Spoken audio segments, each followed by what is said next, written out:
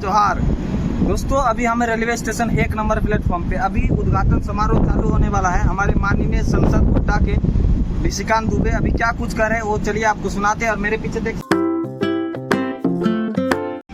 Amrit Bharat station योजना के तहत झारखंड के 57 रेलवे स्टेशनों का पुनर्विकास किया जा रहा है।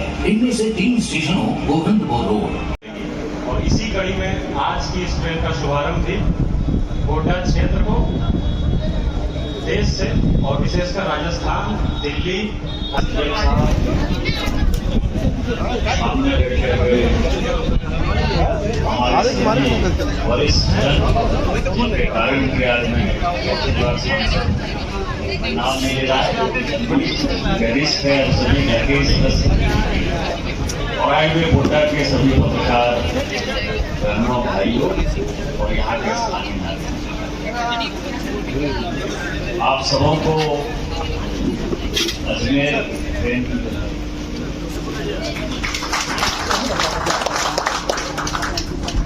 ये यहाँ से खुलने वाली 15वीं ट्रेन 9 लंबी दूरी की ट्रेन चलती है यहाँ से और 6 पैसेंजर ट्रेन चलती है। और मैं हमेशा एक बात कहता हूँ कि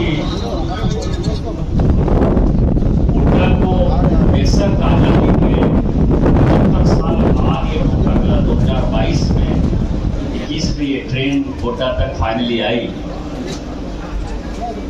लेकिन गोड्डा को देर आए दुरुस्त आए। गोड्डा को जितना मिलना चाहिए था उससे ज्यादा मिला। और गोड्डा कितना महत्वपूर्ण होगा कि छोटे से कार्यक्रम में भी केंद्रीय मंत्री आते हैं। आज भी माननीय अश्विनी वैष्णव जी को हम लोगों के साथ जुड़ना था, लेकिन अभी उनका मैसेज आया हुई है इस कारण से वो हमारे साथ नहीं हो पाएंगे। लेकिन आप मुझे भी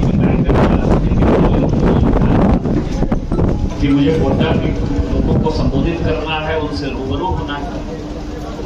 इसी से आप अंदाजा लगा सकते हैं कि गोड्डा माननीय प्रधानमंत्री जी के जेहन में या केंद्रीय मंत्रियों के मन में कितना बड़ा जो है सेंटर। अभी जब मोतिहारी में माननीय प्रधानमंत्री जी लोगों को संबोधित कर रहे थे बिहार, तो उन्होंने बोलते बोलते कहा कि संथाल मुंडा को हमने सूरत, उन्होंने कहा क्या करें, अब सूरत कैसे बने। और मैं 2-4 चीजें जो है वो क्लैरिटी के साथ कहना चाहता हूँ। कई एक लोग जब ये ट्रेन आया, कई एक लोगों ने कहा कि ये तो अडानी है। चलो इधर सामने देखिए, यहाँ से ज्यादा व्यापार इधर माल ढुलाई 4 आदमी कहाँ आ गए, पालपुर में, 2 आदमी कितनी वहाँ, यहाँ से ज्यादा व्यापार साहबगंज में, 2 आदमी वहीं रहे। यहाँ से ज्यादा व्यापार गिरिडीह है।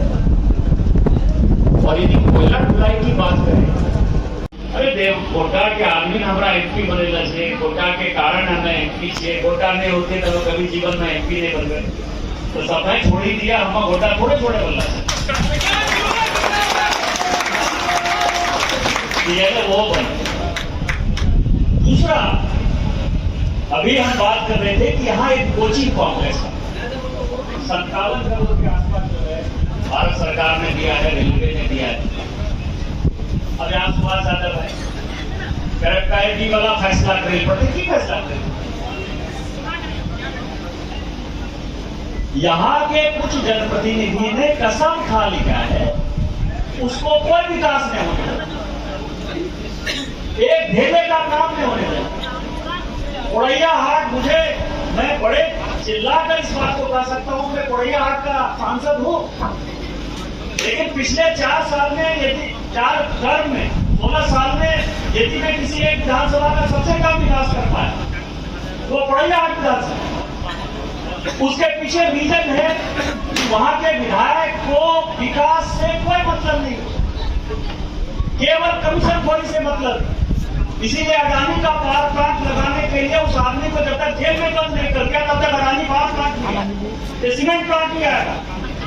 और कितना कमीशन खो लिया है, यदि आप कहिएगा मैं पब्लिकली बता दूंगा कि कितना रुपया महीना आगामी उसको दे रहा है, और उसके झांसे में पड़कर आप लोग पैकिंग का काम कर रहे हैं। आंदोलन करना चाहिए, यदि वो कोचिंग कॉम्प्लेक्स नहीं बनेगा तो ये सारी ट्रेनें जो नॉन ट्रेन यहाँ से गोड्डा से खुल रही है वो सारी बंद हो जाएगी। उसकी साफ सफाई चाहिए, और साफ सफाई के लिए कोचिंग कॉम्प्लेक्स चाहिए। और इस देश में जितना भी स्कूल बना, कॉलेज बना, अस्पताल बना, वो सब लोगों ने दान किया है। आजादी के आंदोलन में जितने लोग शहीद हुए उनको ये नहीं पता था कि उनके परिवार का क्या होगा। इसी गोड्डा में कम से कम 50 स्वतंत्रता सेनानी परिवार को मैं जानता हूँ जो भूखे पेट मर रहे हैं, उनको कोई रोजगार नहीं है, उनको कोई काम नहीं है, लेकिन उन्होंने आजादी के आंदोलन में अपना सर्वस्व निछावर कर दिया। यहाँ एक रास्ते के लिए, पैकिंग के लिए जो है आप रोकने की बात करते हैं, क्या गोड्डा के लोगों को आंदोलन नहीं करना चाहिए? खड़ा होके, और मैंने एसडीएम साहब को कहा है कि रेलवे जो कर रही है, यदि जेन्युइन प्रॉब्लम है तो उसमें यदि जाना है अंडरपास, यदि नहीं हुआ संथालपन्ना का, उसका कारण है कि हमारे पास बंदरगाह है। रक्सौल से हल्दिया 8 लेन का अलाइनमेंट जो बंगाल को जोड़ेगी सीधा नेपाल से, उसको कल ही केंद्र सरकार ने फैसला किया कि 40,000 करोड़ से हम बनाएंगे। और वो जब चलेगी रक्सौल से, तो रक्सौल होते हुए वो मेरे देवघर में आएगी।